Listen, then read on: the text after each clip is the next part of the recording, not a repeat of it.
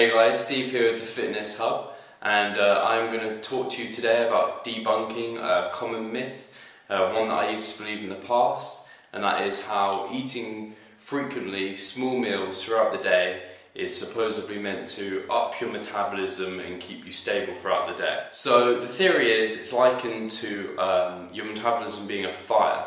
So you're adding fuel, you're adding sticks, you're adding food to that metabolic fire throughout the day, so you're keeping it stable, you're keeping it burning and supposedly increasing it.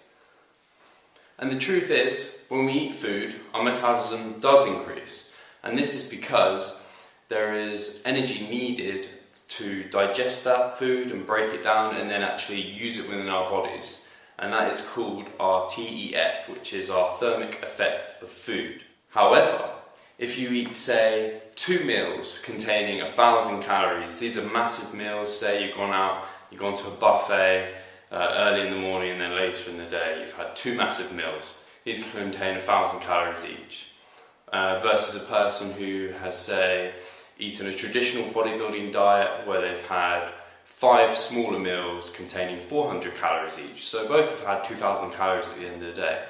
At the end of the day, their thermic effect of food is still going to be the same amount, and that is because the person who's eaten those 1,000 calories at that one time is going to have a big thermic effect of food. There's a lot of energy needed, and then it's broken down slowly throughout the day until their next big meal, whereas the other person is going to have a more stable thermic effect of food because they're going to use a little bit of energy to break it down, and then it's going to come and then they're going to have their next meal with a little bit of energy.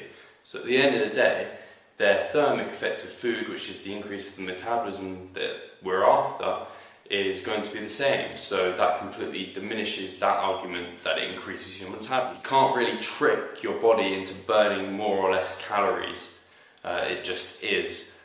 And so you can see that the amount of food, the amount of calories you consume is proportional to the thermic effect that that food has on your body. But you may be thinking to yourself, doesn't those small meals keep your blood sugar levels and stable and keep hunger pangs away and keep energy levels constant? And in reality, for healthy individuals, our blood sugar levels are maintained within a really strict range. Our body's really good at keeping that range and maintaining it, and by having smaller meals or larger meals, it's not really going to change our actual blood sugar levels in the day. Keeping our blood sugar levels is of extreme importance for our bodies, and we've adapted and evolved to that.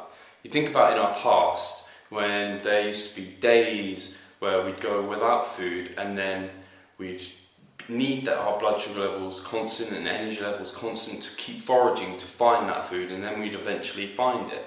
So our bodies have really got adapted to having efficient pathways to keeping our blood sugar levels stable throughout the day or throughout the time period we're talking about. So what about hunger? Doesn't our eating small regular meals keep our hunger away? Well, it's really not controlled by blood sugar levels anyway. Blood sugar levels has a very small effect on our hunger, and it's actually caused by hormones, and most known is ghrelin. And ghrelin is actually released in conjunction with our normal regular eating habits. So if you're used to eating those 6 small meals at certain times of the day, or however many small meals, then you'll release ghrelin at those times and you'll get hungry. You'll notice that you get hungry at those times regularly. Or if you have 2 larger meals, you'll notice you're not hungry until those kind of times that you eat normally come about. But then you might be thinking, if you're someone like me and you want to build as much muscle mass as possible, won't my body go catabolic if I haven't had those amino acids or protein in my system for like 3 hours? Isn't my muscle going to be eaten away and taken away from me? In reality, the more protein you consume at one time, the more time it's going to take to digest. So say you have a whey shake, just 1 scoop, that might be very quick to digest, and so you want to have something quite soon after. Whereas if you have, say, a large mixed meal with protein, carbs and fats, that's like 600 calories, that's going to take 5 hours to digest.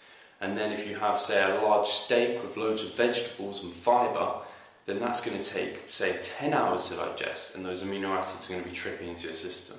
So you can just think about it like that, really. You can also think, if you've had a meal earlier in the day that's been mixed and that's taken 5 hours to digest, if you then go to the gym and you think you have to have a whey shake straight after because it's going to be digested quickly, it's not, because you're going to have those other things digesting and in your stomach, so that whey shake is actually going to take quite a while to digest as well. I hope you've learned something from my video and enjoyed it, and it's maybe made your life a bit easier. I know for me, in the past, I used to try and make all these small meals and eat them at frequent times, and with work and with school and college and things like that, and just general life, it doesn't become very easy. So now I've split it up into, say, 4 larger meals. I find that much more manageable. So really you just have to find what suits you. If you like having the small meals, that's great, that's fine. If you like having large meals, that's also fine. At the end of the day, it becomes the macronutrients in total that you eat at the end of the day that's going to relate to your body composition, not how you try and manipulate it and the timings that you eat in the day.